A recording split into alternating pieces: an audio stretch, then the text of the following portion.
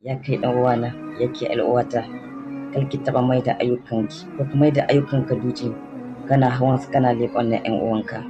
Domin dalilin haka nake son in kawo wata ƙaramar ƙissa da ta taɓa faruwa cikin zamanin da ya shige, zamanin Imam Anas ibn Malik. Akwai wani gari wanda aka ce ma Basra cikin garin Iraq. An samu wani bawan Allah, wanda bawan Allah nan bai da aikin da yake illa shan giya. Safiya da rana da yamma cikin giya yake.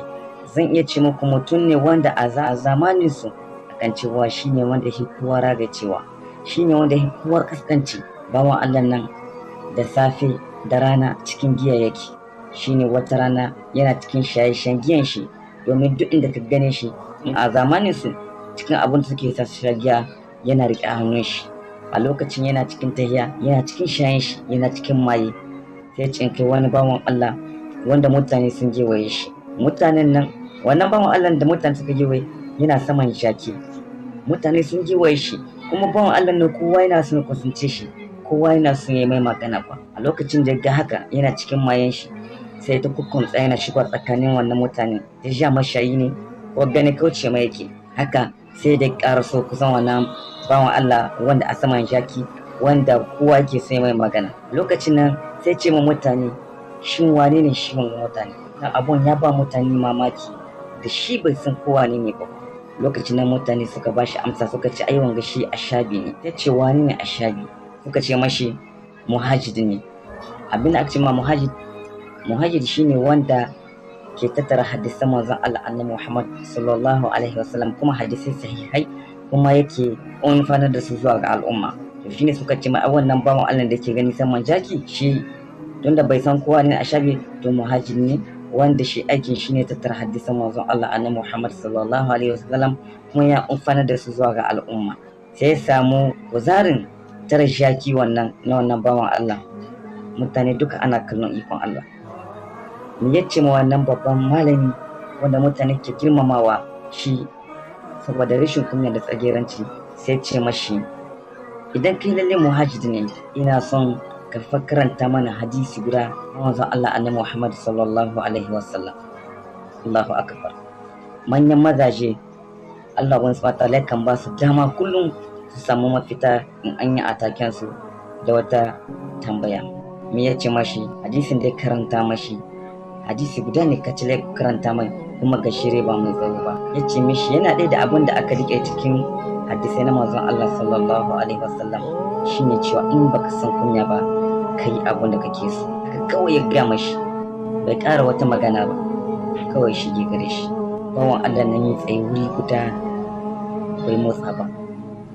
Shin wannan magana, idan baka san kunya ba, dama mutum ne mai shan giya, ba ruwan shi da abin da mutane za su faɗa kan shi lokacin yana cin shashen shi.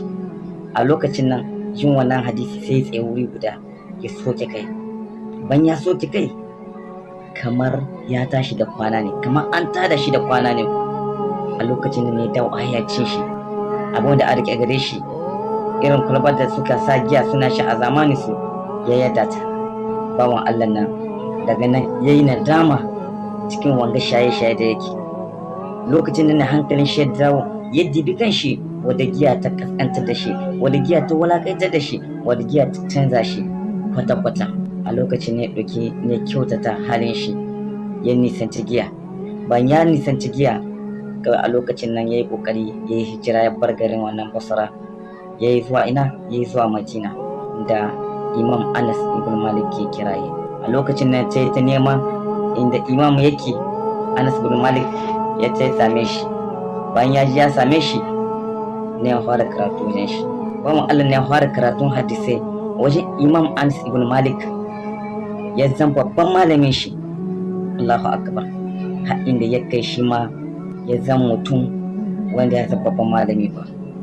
Wannan bawan Allah, kun san shi wane ne? Wannan bawan Allah shine a ce ma Abdullahi ibn Muslima. Abdullahi ibn Muslima shine wanda ya karantar da manyan malaman da muka sani yau a zamanin mu. Allahu akbar.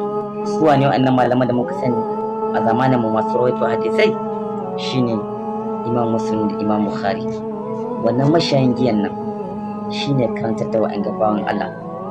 Allahu akbar.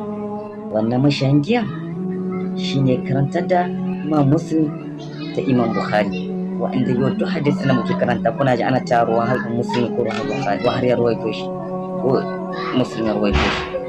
Allahu akbar. Dan shi yan uwa musulmi, kowa duk lahin da tsakaninka da Allah ka ce Allah bai yafe maka, kai kuma kar ka taɓa mai da ayyukanka duci kana leɓan wasu, domin duk mai zagin wani da zunubin wani ba, ko kuma yakan jibin aikan wani kan so yana faɗi in bai hattara ba zai mutuwa sai Allah ya jarabe shi da ya aikata irin wannan aikin ko ya aikata abin da ya sa wannan. Allah ya sa wannan kissa ta yi mana amfani, mu sani cewa in ne jamin turota lokaci bai kule ba, matuƙar rana ta kan fitowa daga mafitanta da faɗa yamma, hakikatan ƙofofin tuba suna buɗe lokacin da kuma mun ka zo kuma ga Allah, Allah subhanahu wa ta'ala zai karɓe mu hannu.